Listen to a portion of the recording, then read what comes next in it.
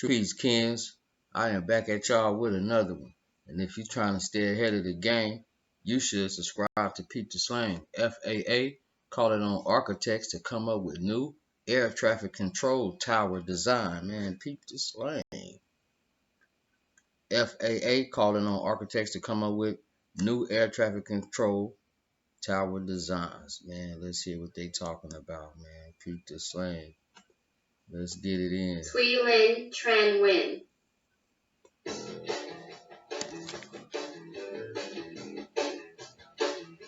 Welcome back to the Federal Drive with Tom Temin here on Federal News Network. Air traffic control towers have been central features of airports since the beginnings of aviation. Many of them have also become architectural landmarks. Now the FAA is seeking new designs for control towers that are both functional and distinctive.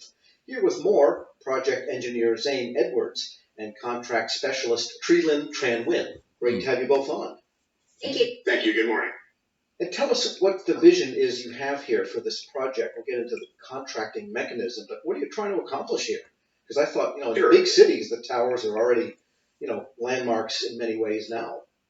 That's exactly right. So in a lot of our major airports, the ones that control sort of the flow of traffic through the nest, your Atlantas or Chicago's, LA's, those airports have seen lots of investment and they're in really pretty good shape. We have over 500 control tower and radar facilities, and a bunch of these are in regional municipal airports, smaller airports. They haven't seen the investment in recent history. A lot of them are over 40 to 50 years old. If they haven't reached their end of useful life, they're getting close to it, and they really need some love, to be honest. So our vision is, with the Infrastructure Investment Jobs Act passing, it's going to provide us with we're not exactly sure of the amount of funding, but a much larger investment than we normally see through our appropriation process, and it's going to allow us to hopefully replace around 100 of these sort of towers. So what we're doing with this competition is we're saying, hey, we're going out to the industry. We're really great in the FAA at replacing and designing single towers one at a time. We've done it a million times. We're great at it. The process is pretty well set, but we're not geared to do something at this scale in this short of a time frame. So we're going out to industry saying, hey, we know you guys can help us. We really want to hear your innovative design ideas and construction ideas. Tell us how you do it and tell us how you can do it quickly. Well, one more question on that, because almost every airport is operated by a local or regional authority that is somehow connected to that state or local government, and it can get complicated if you're talking about the big airports, but also the small ones. And so who is responsible for maintaining and the capital investment in those smaller airports? Is that a federal function, or do you have to work with those state and local authorities? So it can be. So a lot of these facilities we do own and maintain. There are also a number of them that the airports own and will maintain, and there's some of the airports own and they maintain. There's all sorts of different sort of agreements. And so at this point, we're hoping to take the opportunity and just from a portfolio perspective say we have a chance to really improve the quality of the infrastructure. And Ms. Tran Nguyen, how are you going about this? That is to say, is it a challenge competition? Is it a contract? What do you have out there on the street right now? Yeah, so what we're currently doing, we're going to release a full and open competition. So any company of any size is welcome to participate in the competition. We're looking from vast experience to no experience at all. If you're great at designing or you have just a knack for designing and you could be a college student and you're interested, feel free to participate. That's what we're looking for. Because there's opportunities down the line in the different phases that we have that you can join with a more experienced firm if you still happen to succeed and pass the first. And in general, what are the requirements you're putting out there? I mean, it has to be a certain height and it has to have windows all around. But beyond that, these are highly technical facilities. So what are some of the criteria that they have to meet in order to have a chance here? For the first phase, what we're really looking for is we're looking for a conceptual design statement and a conceptual execution statement, both limited to 5 pages, high-level ideas. Tell us how you would go about this problem, what you think the vision is to solve it, and how you would actually execute that vision to the end. So really what we've been limited to the first go on the phase 1 of this is we want the towers to be 60 to 119 feet in height, adjustable in that sort of window. We want them to be rapidly constructible. We're aiming for a 50-year lifespan. It does have to support a control cab, but at this point, we're not providing any sort of specifics on control cabs. We really are just trying to get the concepts and the ideas out there.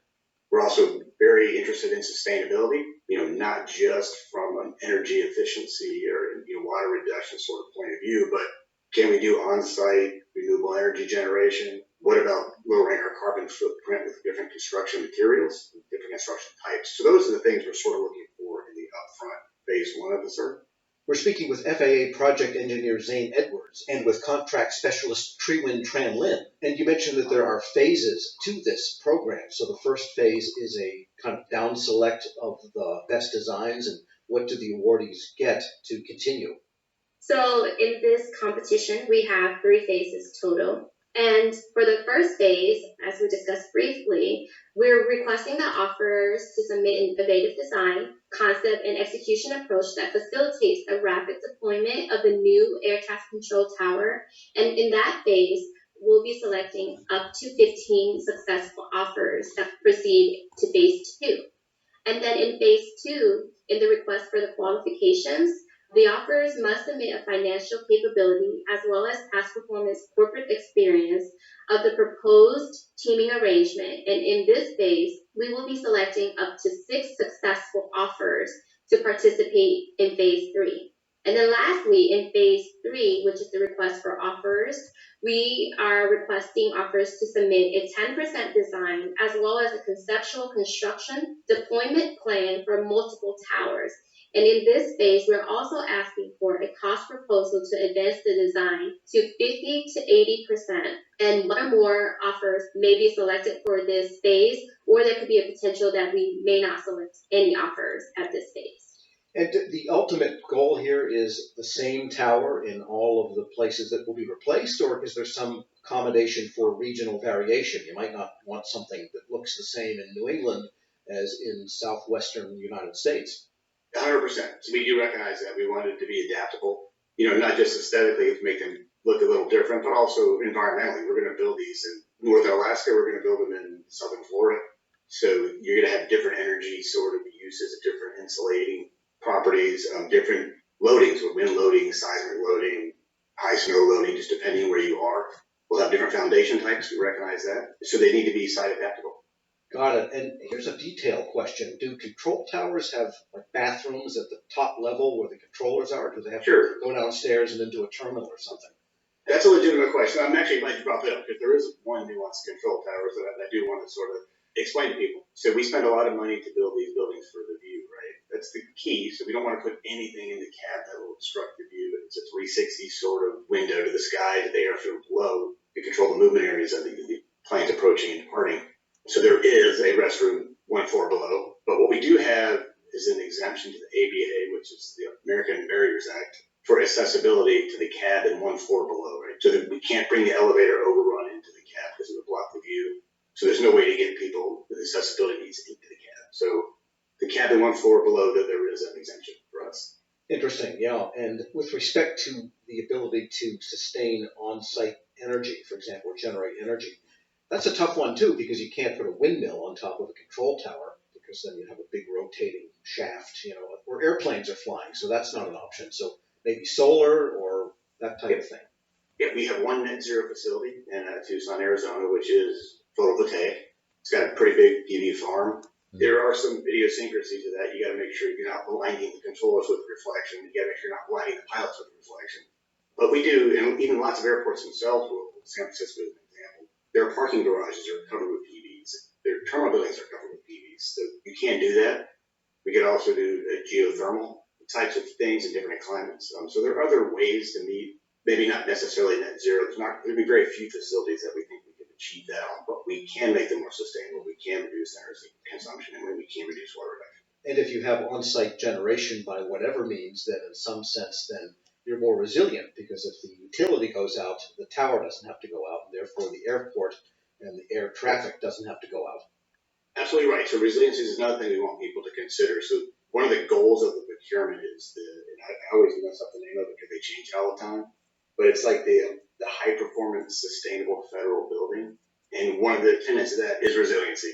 So we do want people to look at things like flooding, natural disaster, forest fire, whatever, and take that into consideration in the design concept. And Tran Nguyen, give us a sense of the timelines here. So the final deliverable eventually will be a plan financial and construction, correct? But not a tower itself. So the final will be the design itself, 50 to 80%, and then we'll be looking at the cost proposal to have it produced all the way to the 50, 80%. So that is what we're looking for in phase 3.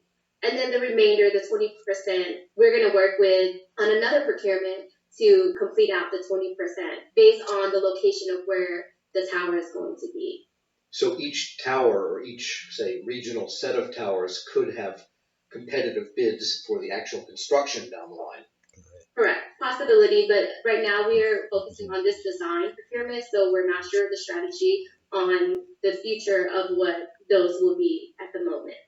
And just a final question there. Some of the big airports do have distinctive towers that have become local landmarks. I'm thinking of Boston Logan, which is 2 big sticks with kind of a bridge in between them. And even in Washington, Reagan National is kind of an interesting looking tower. You can't tell whether it's a water tower or a missile site or an air traffic control tower. Are you looking for some sense of, I don't know, playfulness or architectural distinction in these, as well as clearly the critical function they perform? Well, absolutely, but we also want the offer to be cognizant that there's a balance between the economic and the aesthetic, right? So the cool thing about towers is they're tall. They're typically the tallest structure in these locations, these smaller towns, so they're visible for miles, super recognizable. So we want them not to be eyesores, right? So we don't need East Germany sort of construction. We would like to make them a little better. Yeah, no brutalist architects need. Right, exactly. That's a better way to phrase it. All right. Zane Edwards is a project engineer on the program integration and support team at the FAA. Thanks so much for joining me. I'd like to leave you with one thought. It is sort of my pep speech to the industry. So, we're looking for a 50-year lifespan on these buildings. Architects, engineers, academics, this is your chance to put your stamp on the aviation industry for decades. So please, if anybody has any interest, check out the solicitation on the landing page and provide your thoughts. We really want to hear them. All right, you want to bring those constellations in for a safe landing. And Trilyn Tran Nguyen is a contract specialist with the FAA. Thank you as well. Thank you. And then if you're interested, please register for SAM. That is my number one thing that I remind everyone. If you're not registered so that you can participate. The beauty of this contract is that you get to be innovative, be fun, and we're looking for that. So participate as much as you can and start by just registering for SAM.gov. SAM no longer beta.gov. Correct, no longer beta. All right. We'll post this interview along with a link to more information at federalnewsnetwork.com/Federal Drive. Subscribe to the Federal Drive at Apple Podcasts or wherever you get your shows. Black Friday's here at JCPenney, and so are even more new Black Friday deals this Friday to Sunday. Don New. I like a little bit of everything, so it's good to fall in line with a little bit of everything. Air traffic control, tower designs. Now I know a little bit about air traffic control designs and other things that fall in line with air traffic. Peep the slang.